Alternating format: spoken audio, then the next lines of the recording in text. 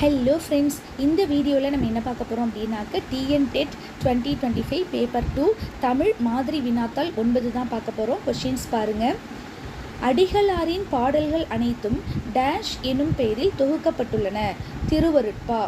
அடிகளாரின் பாடல்கள் அனைத்தும் டேஷ் எனும் பெயரில் தொகுக்கப்பட்டுள்ளன.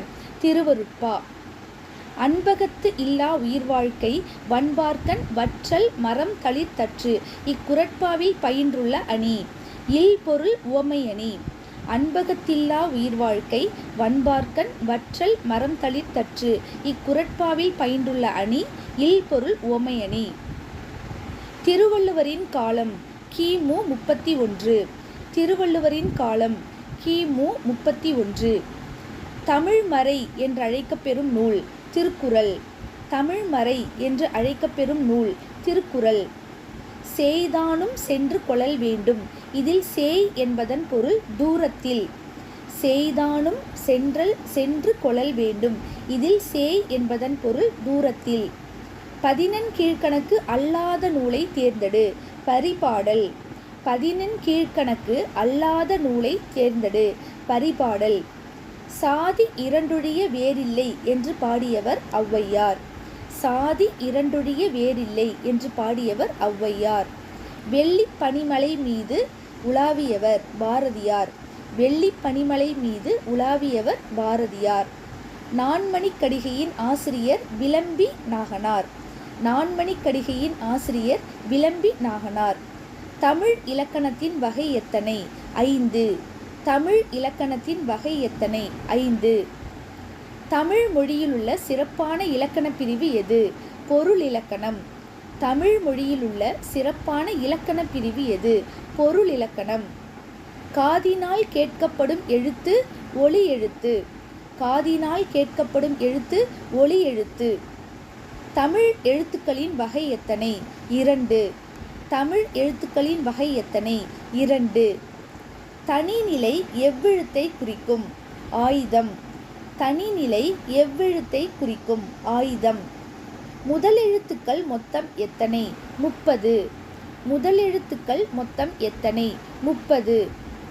சுட்டெழுத்துக்களில் உ என்பதன் பொருள் எத்தனை? 2. சுட்டெழுத்துக்களில் உ என்பதன் பொருள் எத்தனை? 2. முதலிலும் இறுதியிலும் வரும் வினா எழுத்து எது? ஏ. முதலிலும் இறுதியிலும் வரும் வினா எழுத்து எது? ஏ. பெயர்ச்சொல் வினைச்சொல் இவற்றை அடுத்து வந்து அதன் பொருளை விளக்கும் சொல் எது? உரிச்சொல். பெயர்ச்சொல் வினைச்சொல் இவற்றை அடுத்து வந்து அதன் பொருளை விளக்கும் சொல் எது? உரிச்சொல். திணை எத்தனை வகைப்படும்? 2.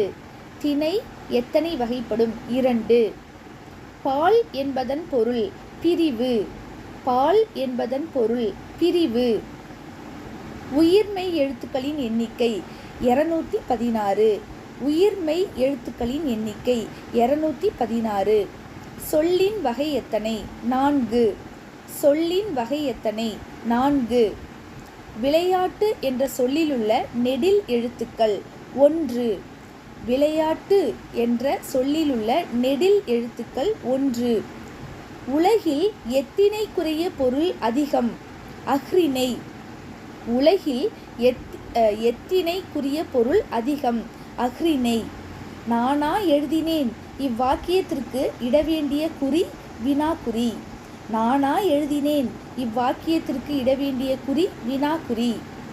கேட்போன் இது எவ்விடத்திற்குரியது? படற்கை.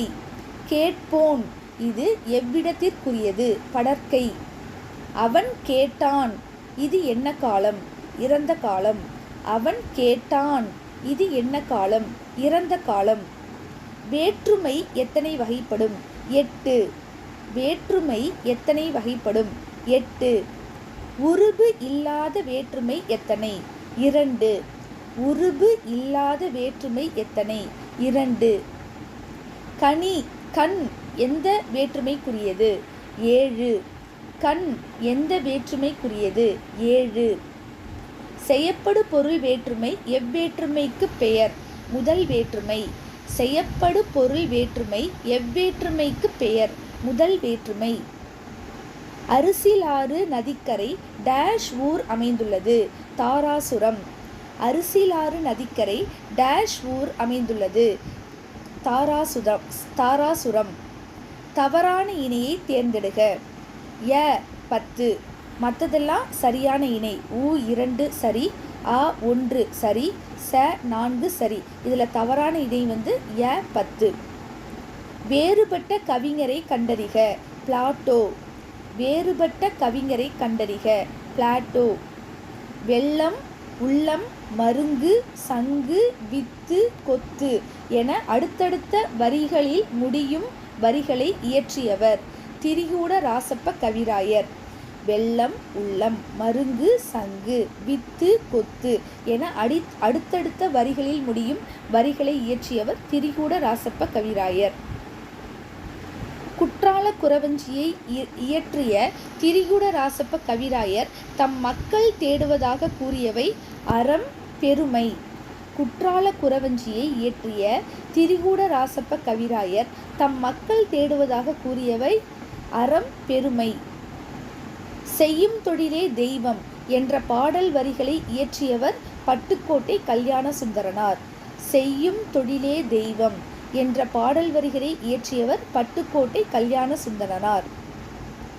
பணிவு உடையவனாகவும் இன்சொல் பேசுபவனாகவும் விளங்குவதே ஒருவனுக்கு உண்மையான டேஷ் ஆகும் என்று திருவள்ளுவர் கூறுகிறார். அணிகலன் ஆகும்.